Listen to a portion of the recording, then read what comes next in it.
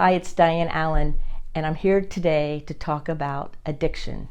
Addiction is not what you think it is. I've been working in the field of addiction for many, many years. We're going to say decades, too many decades to count, actually. And what I've noticed is a lot of people, especially visionary leaders, miss the point on what addiction really is. They start using substances like alcohol or other kind of drugs, or getting addicted to opiates, any of those things. But it started way before that. And until us as a society and the helper people and everybody, and especially the person suffering, really gets a handle on the truth, things just go haywire.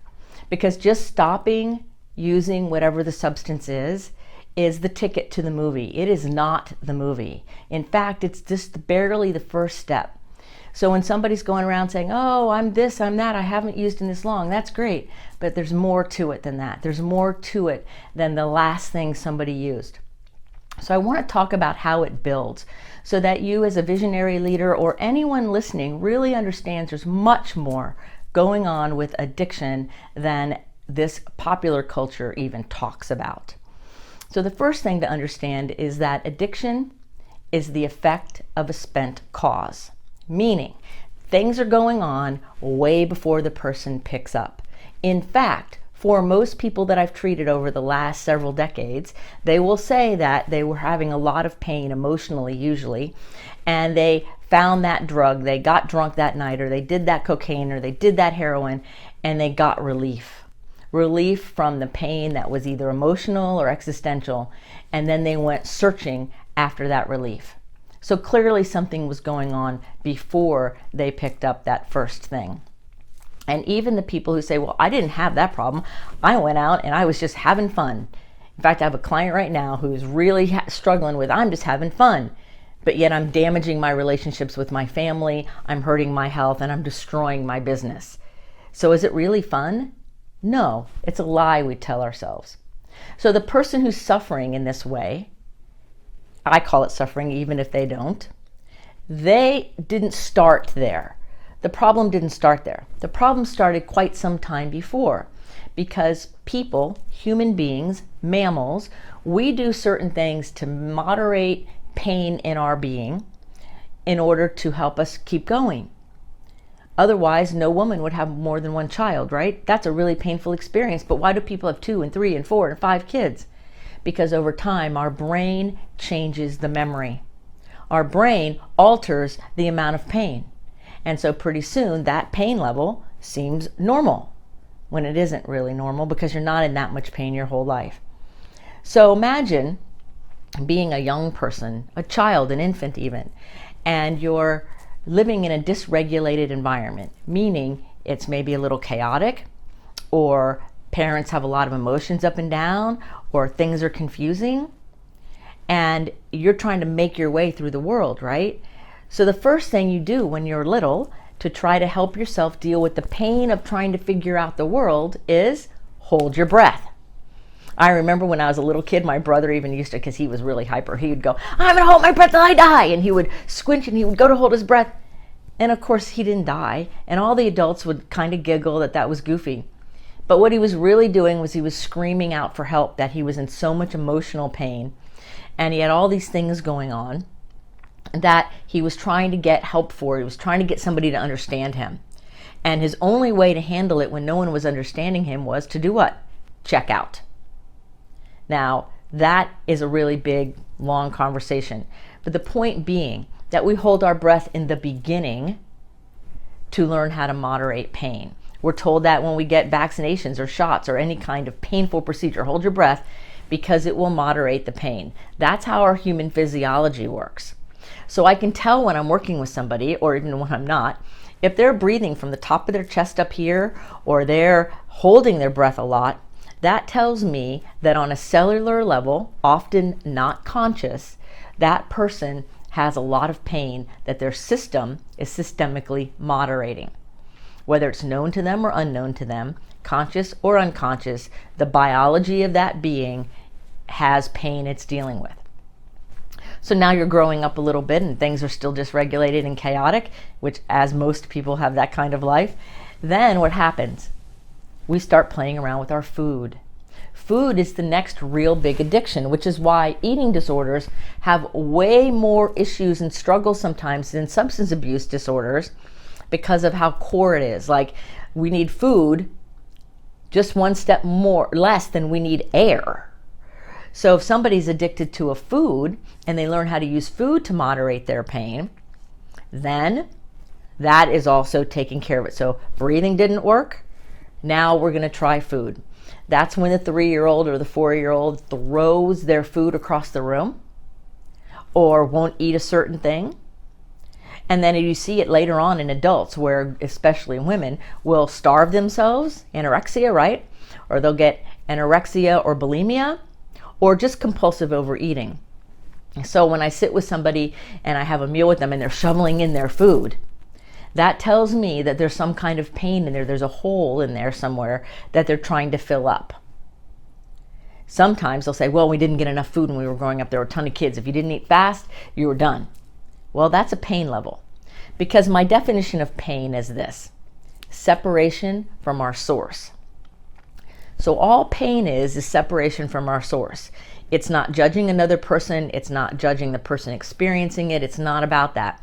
It's about realizing that when I am separated from my authentic alignment in my source, I am experiencing pain.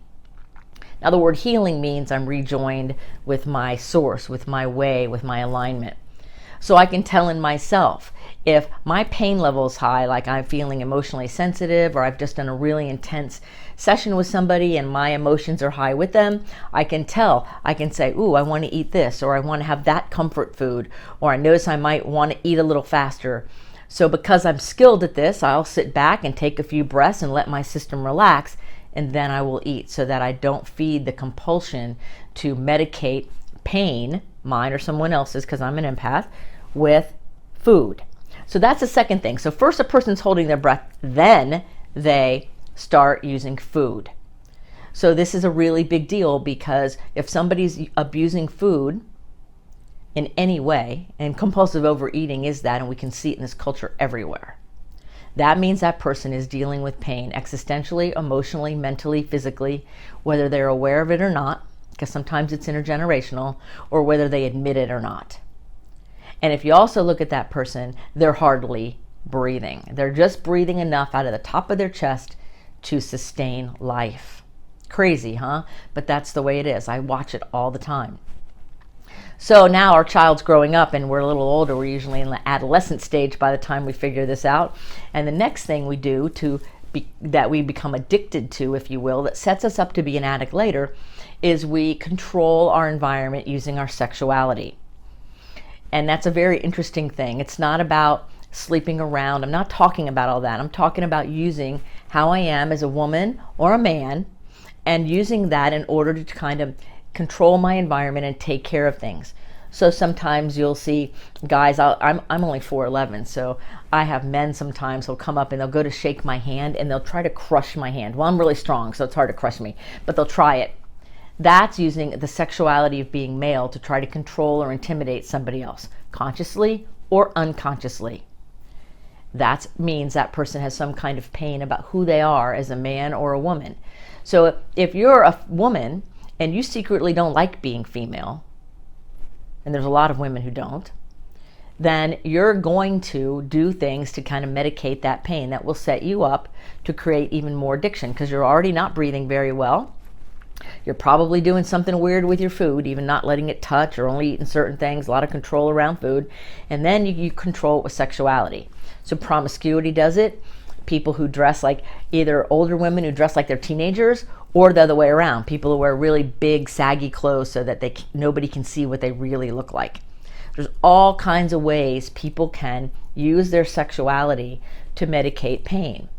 I've run many rehabs over the years, and I've worked with a lot of people in new recovery, and one of the first things they do is go try to hook up with somebody else. Why? Because the thrill of the sexual connection, whether they actually do anything sexual more than holding hands, because holding hands is considered sexual in this way, or anything like that, gives them a distraction, a relief from the pain they're trying to heal. So if you're one of those people who just put down your drugs and alcohol, or you just put down the things that were harming you, the next step is all the pain that you've been keeping at bay could start showing up. So you know that it was the right thing to put it down because you're feeling pain. Well, if you're going to go distract yourself or medicate yourself with somebody else, then you're just adding to the stack of addiction, because we can watch it go down. So that person's also doing stuff with their food and they're also not breathing properly. So there's all kinds of steps, right? Then after the sexual pain actually comes drugs and alcohol of whatever type, whether the person started drinking or they did marijuana or they found bigger drugs sooner, and then all these other drugs start up. And so when somebody's doing the drugs that the society calls, oh, you're an addict, you have to stop, that person has been really dealing with trying to figure out how to handle their inner pain for quite some time to get there. They didn't just land in that place, which is why when I see people trying to help somebody who is suffering with addiction from just a cognitive mental standpoint, like, oh, go find a spiritual life, without really showing them how to do it or teaching them, or worse yet, the helper people who are out there who don't have compassion, because that person's suffering. Now that doesn't mean no boundaries, because those of you who know me know I have a velvet sledgehammer and I really have compassion and I love the people I work with, but I will set really clear boundaries, because that's the only way the person will live through this, because addiction's a deadly disease and it'll kill you. It will kill you even if you're not high or drunk. Because if you're overeating, you're undereating, or you're abusing food in some way, or you're out there doing things, controlling your environment with your sexuality, or worse yet, you hold your breath over a chronic period of time, you will end up with some kind of problem in your body. It needs oxygen, so it doesn't want to work very well. So if you're somebody out there, or you know somebody who especially is sensitive or gifted or visionary, they're even more prone to this stepping of hierarchy of addiction. And another part of addiction in this setting is the addiction to things like anger or fear or pride. We can be addicted to a neurochemistry, a way of being, as much or more as we can with heroin. So if you were a child and every time you were coming home from school, you didn't know what mom and dad were up to, so you got nervous coming home. Or maybe you're a woman who your husband was really angry all the time and you really didn't know what you were walking into the door to. They don't even have to be abusing you. It can just be unsteady. Then pretty soon your system gets indoctrinated and addicted to the flow of every time I go home, I get anxious.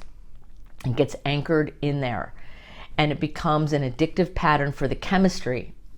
So then later on in your life, you have a happy home and you're really happy and everything's great. And you go, I wonder why I always get anxious when I'm on my way home. I wonder why I don't want to be home. Well, it's because it takes time to heal and to work through the chemistry of the biology that was anchored in many years before. So as you can see, there's lots of levels and there's so many things to consider. So whenever I'm listening to somebody or mentoring somebody, especially if they're gifted and they're a visionary person and they're sensitive, is to really understand there's so much more going on than just what the person's using or not using. Typically, there's two ways people handle things. One is hyper emotional. Like everything's a big emotion, like, wow, living it out there. I can tell right away what's going on because they're out there. The other way people will handle it is to detach and be so dissociated that they look like a stone statue. Their face doesn't move much. Either way, the person who's acting it out or the person who's turned within, both of them are suffering equally. Just because somebody might look flat doesn't mean they're not hurting. And just because somebody might be out here smiling and laughing and being the life of the party doesn't mean that that's not a coping skill to help their pain. So really being able to deeply listen is one of my great superpowers, and I'm really grateful for it, because a lot of the people have told me that I'm one of the first people that really ever listened to them, like with my heart, right? So if you're one of those people I'm talking to, or you know somebody, here's a few tips to help you get started to undoing this sequence of events. Most people try to think through it and work with not doing the substance, of which I say yes. And if you really want good benefit, you need to start learning to have awareness. And the first awareness is of your breath. If you're not sucking air, you're not sustaining your life properly, and any of the other work you're going to do will fall a little bit short. So doing breathing exercises every day pays off, right? Learning how to breathe well, using all different kinds of skills. So a breath that you would do to help yourself really start breathing again would be to sit up and have your back kind of straight. And your breath starts with an exhale, not an inhale. So if I tell a room full of people, take a breath, and everybody inhales, that shows me that mentally the pain level is moderating, and no one ever taught them that our breath starts with an exhale. So we exhale first, and then we pause and we inhale. And then we pause and we exhale. And then we pause and we inhale. And we keep on going. And we learn how to let oxygen fuel our body. Now, if you do that for 5 minutes or so, you might feel lightheaded. I've had a lot of people go, "Oh, I'm lightheaded now." Well, that confirms for me that they weren't breathing enough oxygen into their being to help it heal. And if you're not breathing enough oxygen into your system, you are getting yourself into a position and into a place where our oxygen level gets depleted in our body and our pain level stays squashed. And what we want to do is let oxygen fully oxygenate all of our being and allow whatever pain is being held in the muscles and cells to emerge and come out and go away like a bubble in boiling water, like a balloon just flitting away, right? It's not to be held on to. So in our culture, we learn if somebody hurts our feelings or we're hurt somehow to hold on. Actually, the other answer, the healthy answer, is to let it go. To let things go in a way that works for you, in a way that serves you. And the first way is with our breathing. So we exhale first, and then we inhale. And then we exhale. And then we inhale. And it's so beautiful because when we just pause a little bit and we let it happen, it resets our nervous system. It allows us permission to just feel. Now remember, your feelings are the energy source that tell you you're alive. You want to have your feelings. In our society, so many times people say, "I don't want to feel anything," and then numb themselves out. Well, that's like being the walking dead, and that's not our goal. If you're a living human being, our feelings are the energy source that tell us we're alive and everything is wonderful and we are sucking air. So I always say air is my friend. So I tell you, air is your friend. So breathe. Another thing you can do, along with your awareness of your breath and stopping whatever the substance is, that's the key problem, is to begin to really pay attention to how you're fueling your body. One is to make sure you're really hydrated. A lot of people don't drink enough water. And I know there's been times in my life where I'm thinking, I'm drinking a ton of water. And when I start counting how much I'm really drinking, it wasn't as much as I thought it was. And even every one of us, are going to have great days and we're going to have days that aren't so great. No matter what, you're okay. So track your water. You want to drink enough water to keep yourself fully hydrated. And a good way to think of that is think about how much you weigh and drink half that in ounces of water every day minimum. So if you weigh 100 pounds, you drink 50 ounces of water. If you weigh 200 pounds, you would drink 100 ounces of water. Now, caffeine dehydrates you, and there's lots of factors here, and that's not what this video is about, but do things to take care of your nutrition and your hydration. Now, you need the air from the breathing to actually metabolize your food and to receive the water. You need to eat healthy, right? High nutrition, low calories. So lots of fruits and vegetables and food that agrees with your system in a healthy way, and making sure you're hydrated. Think of water like the oil for the engine in your car. If you don't have enough oil in the engine of your car, pretty soon it's going to lock up on you. Then you don't want to do that. You want to have enough water so that your engine, your body, doesn't lock up on you. And then the next thing you do after this is you begin to really tell yourself the truth about your life, your state of affairs, and then where you want to go. And say, okay, if this is where I am, where do I want to be? And begin to map the road out. For those kinds of things, I always suggest having a trusted other person help you out. I personally have an amazing coach who helps me with my business and things like that, but he's more than that in a way because he understands and hears things in a different way. I also have an inner circle of friends and people I call whenever things are going on, because everyone needs that. So we can't do it alone. We're not meant to. Our brains are meant to be connected to others of the same species. But also, it's important to have other people to give us perspective or help us see what we can't see or help us show what's in our blind spot. And so having a support group that is supportive of your process without their own agenda being in the way is extremely important. Because without your own awareness and your own honesty and authentic, real support, it's tricky to make long-term changes. Now, the good news is we can make changes. All humans have the ability to change. That phrase that you can't teach old dogs new tricks is not true. You can definitely teach old dogs new tricks. You can teach any dog tricks. So it's all about what your goal is and what your motivation is and what you would like to do. So there's lots of different ways to do it. There's also a way to focus on your mental, your emotional, your physical, your spiritual, and your social connections. So I work with all the visionaries I work with on all of their life areas so that we can have a balance and a harmony, more of an equilibrium than a two balanced scale, right? So your hierarchy of addiction is breathing, it's food, it's sexuality, and then it's substances outside of us. Cascading over that and around that is chemistry type addiction, like fear and pain and anger that happens as a result of our life, whatever's going on in our world. All of those are one big thing. So if somebody is trying to stop a food issue, like lose weight, or they're trying to stop a substance issue, or they're working on some other part of their life, all of these things have to be considered for the person to be successful in the long run, to have effective change.